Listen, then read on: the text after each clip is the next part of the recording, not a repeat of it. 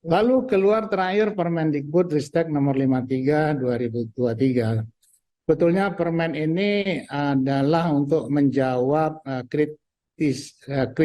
kritik dari kami sebagai APTISI beberapa waktu yang lalu.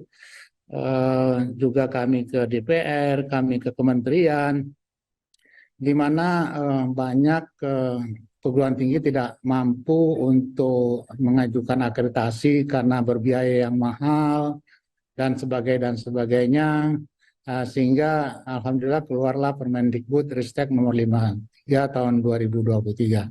Nah, saya hanya fokus ke dalam hal penjaminan mutu. Karena terkait akreditasi tentu kita kembali kepada penjaminan mutu, di mana pemerintah telah menetapkan standar nasional pendidikan tinggi yang tadinya ada 8 standar, sekarang hanya 3 standar, standar input, standar proses, dan standar output. Jadi ini bisa kita kembangkan sendiri, artinya di sini kebebasan kampus untuk menyusun standarnya. Lalu dari Sendikti ini tentu kita dari perguruan tinggi menentukan standar mutu daripada perguruan tinggi kita. Kalau kita mau unggul ya maka dia harus di atas Sendikti, bagaimana yang dijelaskan oleh Pak Wahyudi tadi. Nah, untuk itu maka kita perlu ada satu sistem penjaminan mutu internal. Ini penting sekali, sistem penjaminan mutu internal untuk menjamin mutu yang telah kita tetapkan. Jadi budaya mutu yang kita kembangkan itu dijamin dengan adanya SPMI. Tanpa SPMI maka jaminan mutu itu tidak bisa kita yakinkan.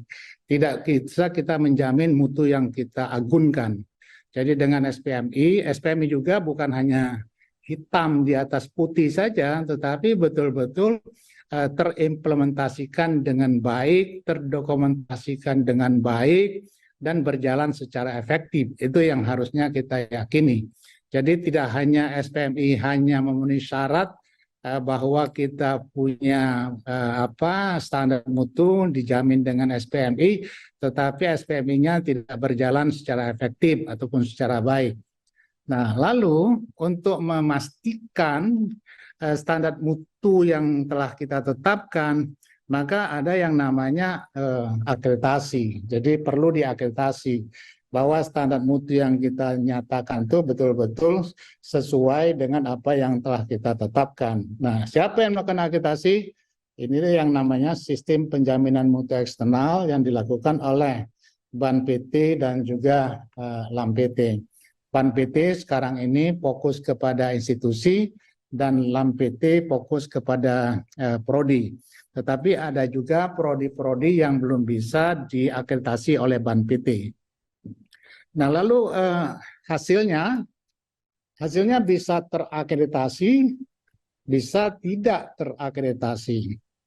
Nah, untuk yang terakreditasi bisa diperpanjang secara otomatis untuk 5 tahun ke depan dengan menggunakan instrumen pemantauan peringkat akreditasi yang nanti akan ditetapkan oleh BAN PT dan LAM PT. Jadi BAN PT, LAM PT sekarang sedang menyusun IPEPA untuk memperlakukan sistem perpanjangan otomatis yang ditetapkan setiap 5 tahun sekali.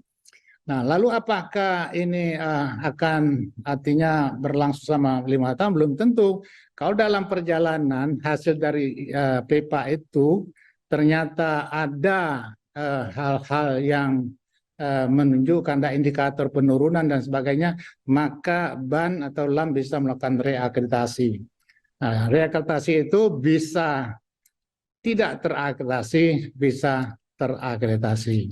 Ini jadi rangkaian proses daripada penjaminan mutu ya, biar kita mudah melihatnya. Nah, berikutnya kita juga bisa melakukan reakreditasi apabila kita ingin menuju kepada unggul, kepada LAM PT, apabila kita ingin akreditasi kita yang tadinya hanya terakreditasi, kita lakukan reakreditasi apabila kita ingin meningkatkan tingkat akreditasi kita kepada LAM PT untuk menjadi unggul, atau kepada lembaga akreditasi internasional untuk mendapatkan terakreditasi internasional.